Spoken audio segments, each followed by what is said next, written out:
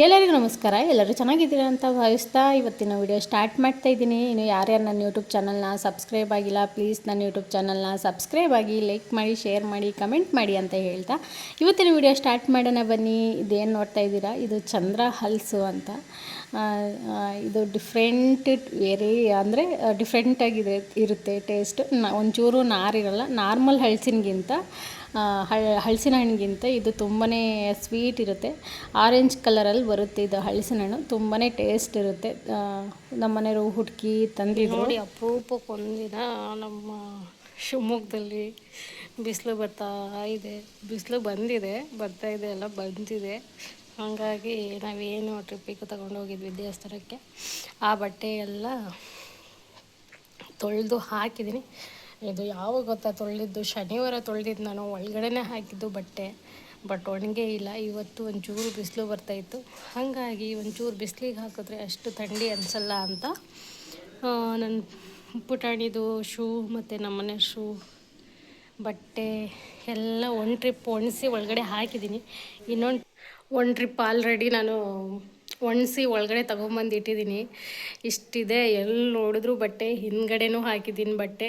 ಮೊದಲು ಅಪರೂಪಕ್ಕೆ ಒಂದ್ಸರಿ ಬಿಸಿಲು ಬರ್ತೈತೆ. ನನ್ನ ಮಗನ್ನ ಕರ್ಕೊಂಬರಕ್ಕೆ ಹೋಗಿದ್ದಾರೆ ನಮ್ಮ ಮನೆಯವರು. ಇನ್ನೇನು ಬರ್ತಾರೆ ಅವರು. ಅವ್ನು ಬಂದರೆ ಇನ್ನೇನು ಕೆಲಸ ಮಾಡೋಕ್ಕೆ ಕೊಡಲ್ಲ. ಅದಕ್ಕೆ ಎಲ್ಲ ಕೆಲಸ ಮುಗಿಸ್ಕೊಂಡು ಅವ್ನು ಬಂದಮೇಲೆ ಬಟ್ಟೆ ಎಲ್ಲ ಮರ್ಚಿಟ್ಟು ಅವನಿಗೊಂಚೂರು ಆಟ ಆಡಿಸಿ ಮತ್ತು ಮಿಕ್ಕಿದ ಕೆಲಸ ಎಲ್ಲ ಮಾಡ್ಕೊಳ್ಳೋಣ ಅಂತ ಕೂತ್ಕೊಂಡಿದ್ದೀನಿ.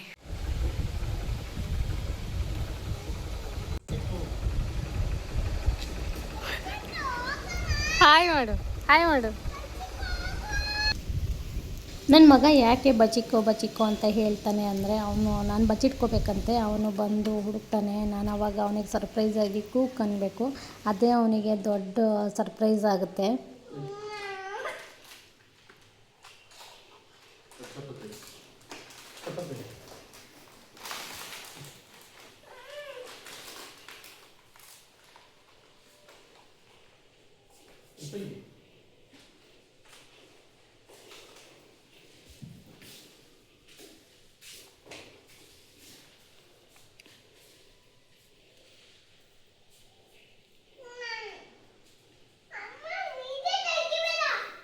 ಈಗ ಆರುಷ್ ಬೇಕು.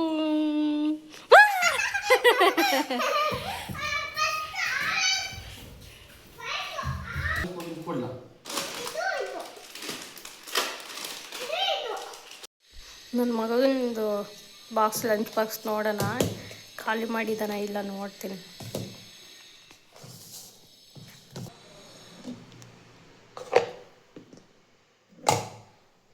ಚಟ್ನಿ 2 ಇಡ್ಲಿ ಹಾಕಿದ್ದೆ, ಫುಲ್ ಖಾಲಿ ಮಾಡಿದ್ದಾನೆ. ಚಟ್ನಿ ಏನು ಜಾಸ್ತಿ ತಿನ್ನಲ್ಲ ಅವನು, ಚಟ್ನಿ ಅಷ್ಟಕ್ಕಷ್ಟೇ. ಆ್ಯಪಲ್ ಹಾಕಿದ್ದೆ, ಡ್ರೈ ಫ್ರೂಟ್ಸ್ ಹಾಕುವಮ್ಮ ಅಂತ ಹೇಳಿದ್ದ. ನಾನು ಆ್ಯಪಲ್ ಹಾಕಿದ್ದೆ. ಡೈಲಿ ಡ್ರೈ ಫ್ರೂಟ್ಸು ಅವನಿಗೆ ಬಾದಾಮ್ ದ್ರಾಕ್ಷಿ ಅಂದರೆ ತುಂಬಾ ಇಷ್ಟಪಡ್ತಾನೆ. ಹಾಗಾಗಿ ಎಲ್ಲ ಖಾಲಿ ಮಾಡ್ಕೊಂಬಂದ್ರಾ? ಜಾಣ ಆಗಿದ್ದೀರಾ? ಇಲ್ಲ, ಖಾಲಿ ಮಾಡಿಲ್ಲ. ನೋಡಿ, ಎಲ್ಲ ಕಲೆಗಳು. ಏನು ಕಲೆ ಅಂದರೆ ಎಣ್ಣೆ ಚೆಲ್ಲಿರೋದು. ಅವತ್ತು ಎಣ್ಣೆ ಬಾಟ್ಲು ಟಬಕ್ ಅಂತ ಇತ್ತು. ಹಾಗಾಗಿ ಗೋಡೆ ಮೇಲೆಲ್ಲ ಎಣ್ಣೆ ಹಾರಿದೆ. ಫುಲ್ ಕಲೆ ಆಗಿಬಿಟ್ಟಿದೆ ಗೋಡೆ ಎಲ್ಲ. ಇದು 2 ದಿನದ ಕಂಟಿನ್ಯೂಸ್ ಲಾಗ್ ಆಗಿರುತ್ತೆ. ನನ್ನ ಮಗನ ಸ್ಕೂಲಿಂದ ಬಂದ, ಅವನಿಗೆಲ್ಲ ರೆಸ್ಟ್ ಮಾಡಿಸಿ, ಮತ್ತು ನಾವು ದೇವಸ್ಥಾನಕ್ಕೆ ಹೋಗಬೇಕಿತ್ತು. ಅವನಿಗೆಲ್ಲ ರೆಡಿ ಮಾಡಿಸಿ ನಾವು ದೇವಸ್ಥಾನಕ್ಕೆ ಹೊರಟ್ವಿ. ಯಾವ ದೇವಸ್ಥಾನ ಅಂದರೆ ಇಲ್ಲೇ ನಮ್ಮ ಶಿವಮೊಗ್ಗದಿಂದ 20 ಕಿಲೋಮೀಟ್ರ್ ಭದ್ರಾವತಿಯಿಂದ ಮತ್ತೆ 18 ಕಿಲೋಮೀಟ್ರ್ ದೂರದಲ್ಲಿ ಉದ್ದಾಂಜನೇಯ ದೇವಸ್ಥಾನ ಅಂತ ಇದೆ. ಆ ದೇವಸ್ಥಾನಕ್ಕೆ ಹೋಗ್ತಾ ಇದ್ದೀವಿ. ತುಂಬ ದಿನದಿಂದ ಹೋಗಬೇಕು ಅಂತ ಅಂದ್ಕೊತಿದ್ದೆ, ಬಟ್ ಅದು ಹೋಗೋಕ್ಕಾಗಿರಲಿಲ್ಲ. ಒನ್ ಟೈಮ್ ಹೋಗಿ ಬಂದಿದ್ವಿ, ಮತ್ತು ಹೋಗಬೇಕು ಅಂತ ಅಂದ್ಕೊಂಡಿದ್ದೆ, ಬಟ್ ಹೋಗೋಕ್ಕಾಗಿರಲಿಲ್ಲ. ಆಂಜನೇಯ ಅಂದರೆ ನನಗೆ ತುಂಬಾ ಇಷ್ಟ. ಹಾಗಾಗಿ ವಾರ ಕರ್ಕೊಂಡು ಹೋದ್ರೂ ಹೋಗ್ತೀನಿ ನಾನು. ಹೋಗಿದ್ವಿ, ನಾನು, ನನ್ನ ಮಗ, ನನ್ನ ಫ್ರೆಂಡು ಅವರೆಲ್ಲ ಹೋಗಿದ್ವಿ. ಕಾರಲ್ಲಿ ಹೋಗಿದ್ವಿ. ನಾವು ಹೊರಟಿದ್ದೆ ಮಧ್ಯಾಹ್ನ 1 ಗಂಟೆ ಹೊರಟಿದ್ದು. ಯಾಕಂದರೆ ನನ್ನ ಮಗಗೆ ಸ್ಕೂಲ್ ಇರೋದ್ರಿಂದ ಅವನಿಗೂ ಸ್ಕೂಲಿಂದ ಕರ್ಕೊಂಬಂದು ಅವನಿಗೆ ರೆಡಿ ಮಾಡಿಸಿ ನಾವು ಹೊರಡೋಷ್ಟು 1 ಗಂಟೆ ಆಗಿತ್ತು. ನಾವು ಅಲ್ಲಿಗೆ ಹೋಗೋಷ್ಟೊತ್ತಿ 2 ಗಂಟೆಗೆ ಹೋದ್ವಿ. ಶನಿವಾರ ಅಲ್ವಾ.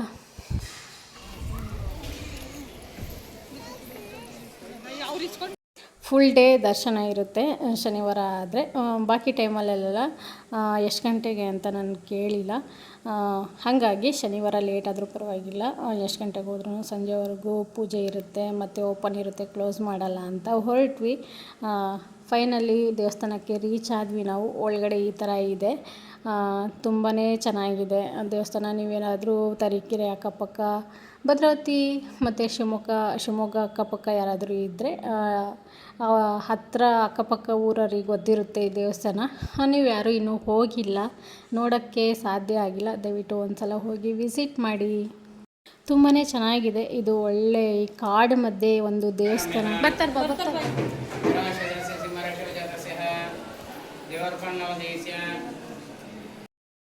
ಕಾಡು ಮಧ್ಯೆ ಈ ದೇವಸ್ಥಾನ ಇರೋದ್ರಿಂದ ತುಂಬಾ ಚೆನ್ನಾಗಿದೆ. ಬಟ್ ಅಲ್ಲಿ ನೇಚರು ಕೂಡ ಅಷ್ಟೇ ಚೆನ್ನಾಗಿದೆ. ಆ ಗ್ರೀನರಿ ತುಂಬಾ ನೀವು ಎಂಜಾಯ್ ಮಾಡ್ತೀರಾ. ಆ ದೇವರು ಅಷ್ಟೇ, ಆಂಜನೇಯನೂ ಅಷ್ಟೇ, ತುಂಬ ಡೈಲಿ ಅಲ್ಲಿ ಅಲಂಕಾರ ಮಾಡ್ತಾರೆ. ಬಟ್ ಶನಿವಾರ ತುಂಬಾ ಚೆನ್ನಾಗಿ ಅಲಂಕಾರ ಮಾಡ್ತಾರೆ, ಕಣ್ಣು ತುಂಬ್ಕೋಬೋದು ನೋಡಿ. ಅಲ್ಲೊಂದು ಸಣ್ಣ ಪಾಪು ಇತ್ತು, ಆ ಪಾಪುಗೆ ನಮಸ್ಕಾರ ಮಾಡ್ಸೋಕ್ಕೋಗಿ ಆ ಪಾಪು ಇಡೀ ವೀಳ್ಯದೆಲೆ ಹಾರನೇ ಎತ್ಕೊಂಡ್ಬಂದಿತ್ತು. ಹಂಗಾಗಿ ನಾವು ಅಲ್ಲೆಲ್ಲ ಪೂಜೆ ಮುಗಿಸ್ಕೊಂಡು ನನ್ನ ಮಗನ ಹೆಸರಲ್ಲಿ ಅರ್ಚನೆ ಮಾಡಿಸ್ಕೊಂಡು ಬಂದ್ವಿ. ನಾವೇನು ಕಾಯಿನ್ಸ್ ಜೋಡಿಸ್ತಾ ಇದ್ದೀವಲ್ವ, ಮನಸ್ಸಲ್ಲಿ ನಾವೇನಾದರೂ ಅಂದ್ಕೊಂಡು ಆ ಕಾಯಿನ್ನ ಅಲ್ಲಿಟ್ಟರೆ ಅದು ನೆರವೇರುತ್ತಂತೆ. ಬೀಳ್ದಂಗೆ ಅಲ್ಲಿ ನಿಂತ್ಕೋಬೇಕು ಆ ಕಾಯಿನು. ನಾನಿಟ್ಟೆ, ನಾನು ಅಂದ್ಕೊಂಡಿದ್ದು ನೆರವೇರಲಿ ಅಂತ ನಾನು ಇಟ್ಟೆ, ಅದು ಬೀಳಲಿಲ್ಲ. ಹಾಗಾಗಿ ಅಲ್ಲಿಂದ ಮತ್ತೆ ನಾವು ಹೊಟ್ಟೆ ಹಸಿತಿದೆ, ನಾವು ಬಂದಿದ್ದೆ 1 ಗಂಟೆ ಆಗಿತ್ತು. ನಾವು ದೇವಸ್ಥಾನದಲ್ಲಿ ಪೂಜೆ ಎಲ್ಲ ಮುಗಿಸ್ಕೊಂಡು ಇದು ಮಾಡಿ ಅಷ್ಟೆಲ್ಲ 2:45 2:15 ಆಗಿತ್ತು. ಹೊಟ್ಟೆ ಹಸಿವು ಆಗ್ತಿದೆ, ಬರ್ರಿ ಊಟ ಅಂದರೆ ಅಲ್ಲಿ ಪ್ರಸಾದ ಇರುತ್ತೆ, ಪ್ರಸಾದ ತಿನ್ನೋಣ ಅಂತ ಹೋದ್ವಿ. ಇಲ್ಲಿ ನೋಡಿ, ಇದಕ್ಕೆ ಮಂಗನಾಟ ಅಂತ ಹೇಳ್ತಾರೆ. ಒಂದಕ್ಕಿಂತ ಒಂದು ಚೆನ್ನಾಗಿ ಆಟ ಆಡ್ತಾಯಿದ್ವು.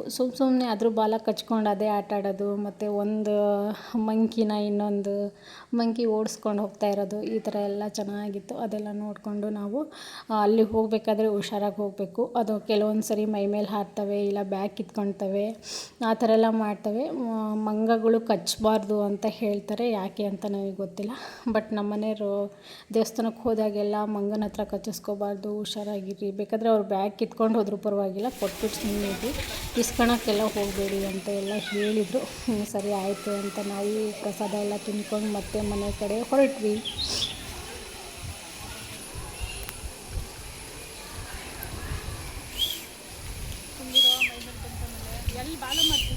ಎಂಜಾಯ್.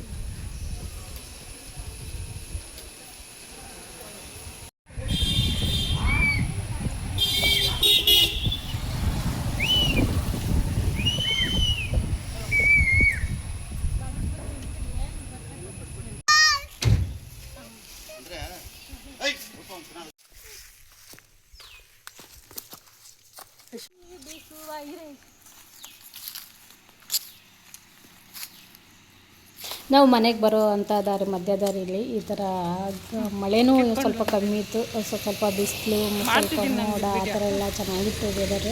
ಹಾಗಾಗಿ ಇಲ್ಲೊಂದು ಸ್ವಲ್ಪ ನಿಲ್ಲಿಸ್ಕೊಂಡು ಸ್ವಲ್ಪ ರೀಲ್ಸ್ ಮಾಡೋಣ ಅಂತ ನಿಂತ್ಕೊಂಡ್ವಿ. ಹೋಗಿ ಬರೋರೆಲ್ಲ, ರೋಡ್ ಮೇಲೆ ಹೋಗಿ ಬರೋರೆಲ್ಲ ಇವ್ರು ಏನೇ ಆಗಿದೆ ಇವರಿಗೆ, ಇಲ್ಲಿ ನಿಲ್ಲಿಸ್ಕೊಂಡಿದ್ದಾರಲ್ಲ ಅಂತ ನೋಡ್ತಾಯಿದ್ರು. ಯಾಕಂದರೆ ಅಲ್ಲಿ ಸ್ವಲ್ಪ ಪ್ರಾಣಿಗಳು ಜಾಸ್ತಿ. ಅದು ಹಚ್ಕೊಂಡ್ರೆ ತಲೆ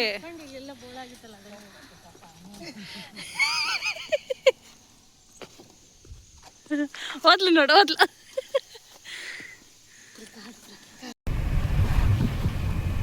ಚಪ್ಪಲಿ ಎಲ್ಲ ತೋರಿಸ್ಬೋದು ಮಗ, ಬೀಳ್ತೀಯ.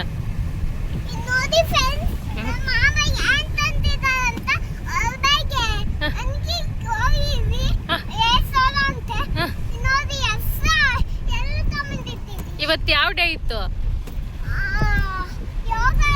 ಯೋಗ ಡೇ. ಯೋಗ ಮಾಡಿದ್ರಾ? ಹಾಂ, ಗಟ್ಟಿ ನಿಂತ್ಕೊಳ್ಳಿ. ಅಷ್ಟು ನೀನು ಮುಂದೆ ಬರ್ಬೇಡ.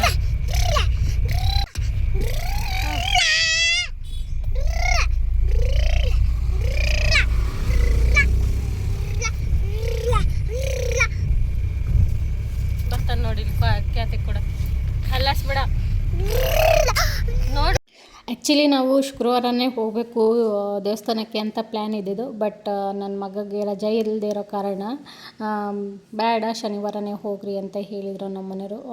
ಅವನಿಗೆ ಮತ್ತೆ ರಜಾ ಮಾಡಿಸಿದ್ರೆ ತುಂಬಾ ರಜಾ ಆಗಿದೆ. ವೀಕಲ್ಲಿ 2 ದಿನ ರಜಾ ಹಾಕ್ತಾನೆ ಮತ್ತು 4 ದಿನ ಸ್ಕೂಲಿಗೆ ಹೋಗೋದಾಗಿದೆ. ವಾರ ಪೂರ್ತಿ ಯಾವತ್ತೂ ಹೋಗೇ ಇಲ್ಲ ಅವನು. ಸ್ಕೂಲ್ ಸ್ಟಾರ್ಟ್ ಆದಾಗಿಂದ ಆ ಫಂಕ್ಷನ್ನು, ಆ ಊರು ಈ ಊರು, ಆ ದೇವಸ್ಥಾನ ಈ ದೇವಸ್ಥಾನ ಅಂತಲೇ ಸುತ್ತಿದ್ದೀವಿ. ಹಾಗಾಗಿ ಮತ್ತೆ ರಜಾ ಮಾಡಿದ್ರೆ ಅವನು ಅದೇ ಕಲಿತಾನೆ. ಹೆಂಗಿದ್ರು ವಾರದಲ್ಲಿ 2-3 ದಿನ ರಜಾ ಮಾಡಿಸ್ತಾರೆ ನನಗೆ ಅಂತ.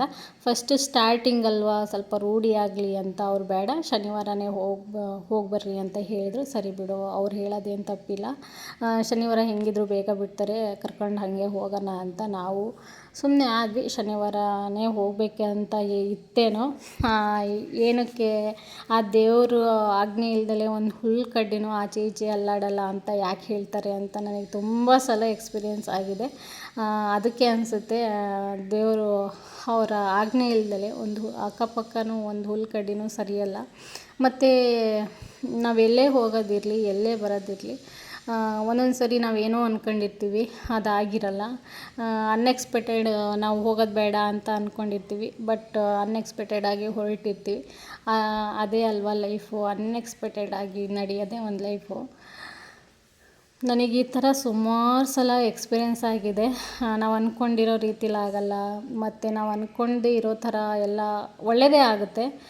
ಅದಕ್ಕೆ ಹೇಳೋದು ನಮ್ಮ ಕೈಲಿ ಏನೂ ಇಲ್ಲ, ಎಲ್ಲ ದೇವರ ಕೈಯಲ್ಲಿದೆ ಅಂತ.